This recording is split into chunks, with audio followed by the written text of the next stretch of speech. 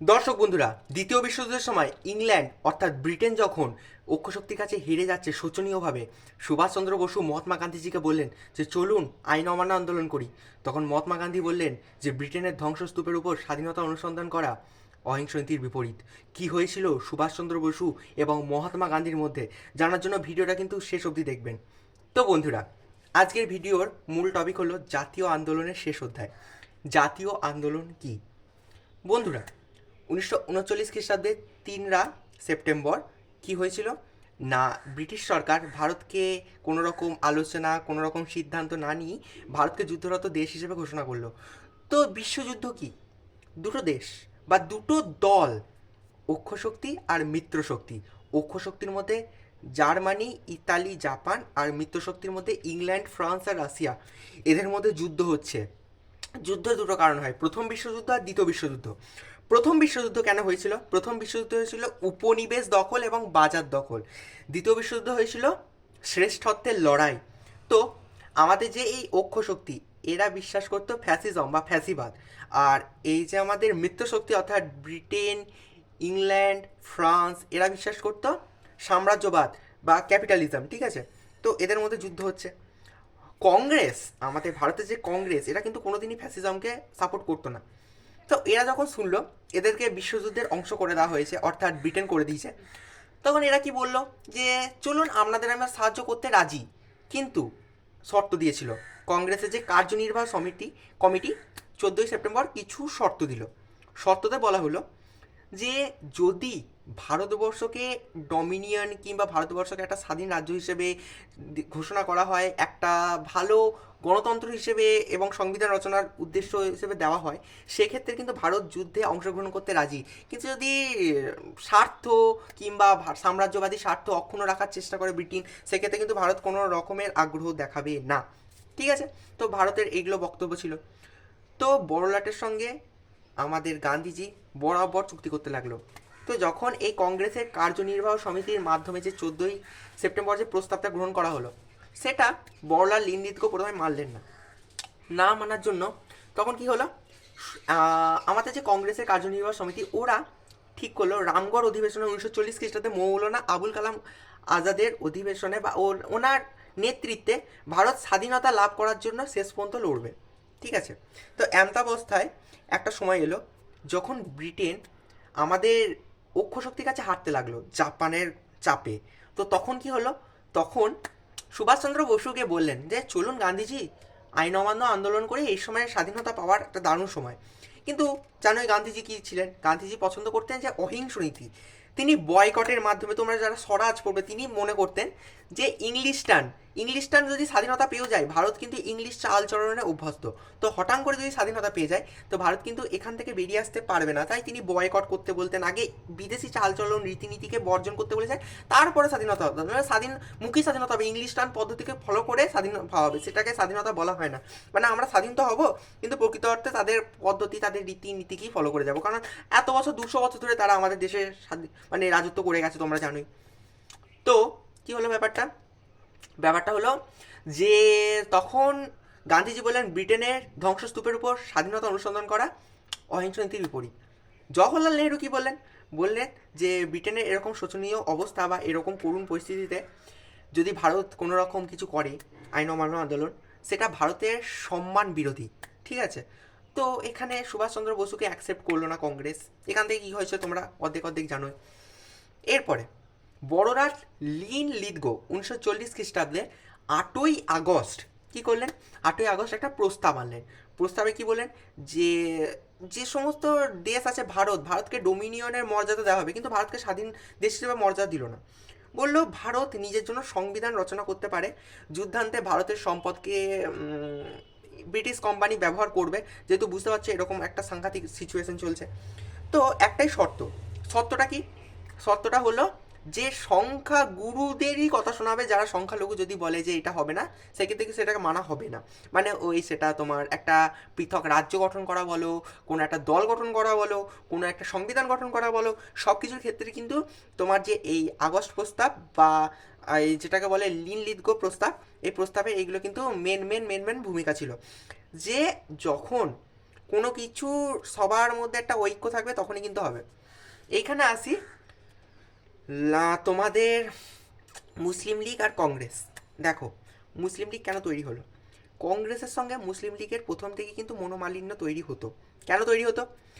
মুসলিম লীগরা মনে করতো যে কংগ্রেস হলো একটা হিন্দু দল। এই যে আমাদের মোহাম্মদ আলী জিন্নাহ আছে, লখনৌ অধিবেশনে বলেছিলেন যে কংগ্রেস হলো একটা হিন্দু দল, ক্ষমতা লাভে মত্ত একটা সংস্থা। তো ওইটার জন্য তারা সবাই মিলে ভাবলো, তারা মনে করতো কংগ্রেস ভালো নয়, তারা মনে করতো বিদেশিরা ভালো। তারা মনে করতো যে বিদেশিরা তাদেরকে পৃথক করছে, তো তাদেরকে ডিভাইড করছে, তোদেরকে স্বাধীনতা দিচ্ছে, তো ব্রিটিশরা ভালো, ইন্ডিয়ানস হিন্দুরা ভালো নয়। তো তারা একটা মুসলিম লীগ গঠন করলো।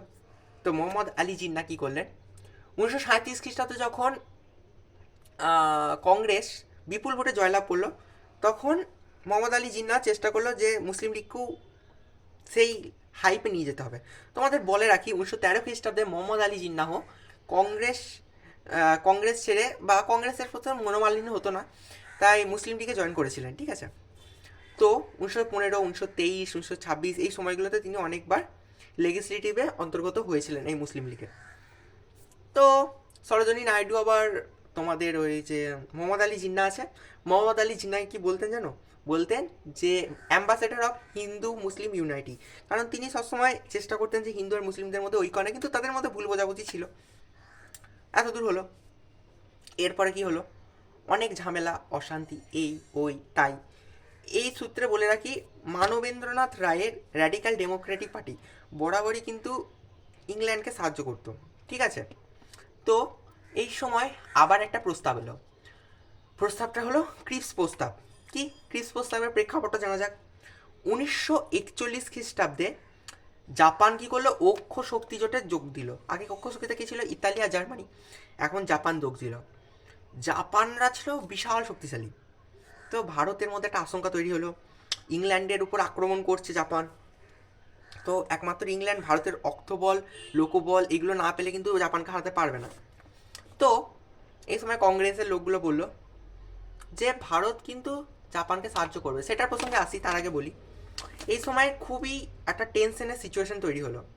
সিচুয়েশনটা কীরকম না, তখন আমেরিকার রাষ্ট্রপতি ছিলেন ফ্রাঙ্কলিন রুজভেল্ট, আর ইংল্যান্ডের প্রধানমন্ত্রী ছিলেন উইনস্টন চার্চিল। তারা সবাই মিলে ঠিক করলেন স্যার স্ট্র্যাফোর্ড ক্রিপসকে নিয়ে আসবেন।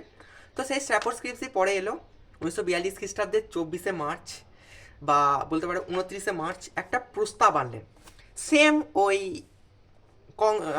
লিনলিথগো প্রস্তাব বা আগস্ট প্রস্তাবের মতোই। ওখানে যা যা ছিল এখানে তাই তাই, শুধু ব্রিটিশদের নিম্নকক্ষে যে একটা পদ আসবে সেটা নিয়ে বাকি সংবিধান তৈরি করা, ভারতকে একটা স্বাধীন ডোমিনিয়ন হিসেবে মর্যাদা দেওয়া। ভারত ততদিন না সংবিধান রচনা করবে যতদিন না তাদের এ আছে। আর ব্রিটিশ সরকার কি করবে, ব্রিটিশ সরকার কি করবে না, ভারতের যে সমস্ত সম্পদ, ভারতের সৈন্যবল সব কিছুকে ততদিন স্বাধীনভাবে পরিচালনা করবে যতদিন না ভারত নিজে একটা কিছু তৈরি করছে, সংবিধান কিংবা তার আগে অবধি ব্রিটিশ সরকার কিন্তু রাজত্ব করবে। এটা হলো ব্রিটিশদের আলোচনার টপিক। কিন্তু শেষ পর্যন্ত এই যে ক্রিপস প্রস্তাব এটা কিন্তু ব্যর্থ হলো। ব্যর্থ হওয়ার ফলেই শুরু হলো 1942 খ্রিস্টাব্দের কুইট ইন্ডিয়া রেজলিউশন বা ভারত ছাড়ো আন্দোলন। সব থেকে ইম্পর্টেন্ট টপিকে ঢুকে গেছি। 1942 সালে ভারত ছাড়ো আন্দোলনটা কখন শুরু হলো? মহাত্মা গান্ধী তার হরিজন পত্রিকায় বললেন যে ভারতের উপর জাপানি আক্রমণের প্রধান কারণ কিন্তু ইংল্যান্ড কিংবা ব্রিটেন। তো ইংল্যান্ড যদি বেরিয়ে যায়, তারপরও যদি জাপান কোনো ক্রমে ভারতকে আক্রমণ করে, সেটা ভারত নিজে বুঝে নেবে। তো 1942 খ্রিস্টাব্দের 14ই আগস্ট ভারত একটা প্রস্তাব গ্রহণ করলো। সেই প্রস্তাবটায় কী বলা হলো? প্রস্তাবটায় বলা হলো যে ভারত যে সমস্ত দল আছে সেই দলগুলো মিলে, মানে ওই কংগ্রেসের দলগুলো মিলে ভারত ছাড়ো আন্দোলন বা কুইট ইন্ডিয়ান রেজলিউশনের প্রস্তাবটা গ্রহণ করলো। সেটা কোথায়? সেটা হলো তোমার ওয়াধা অধিবেশনে।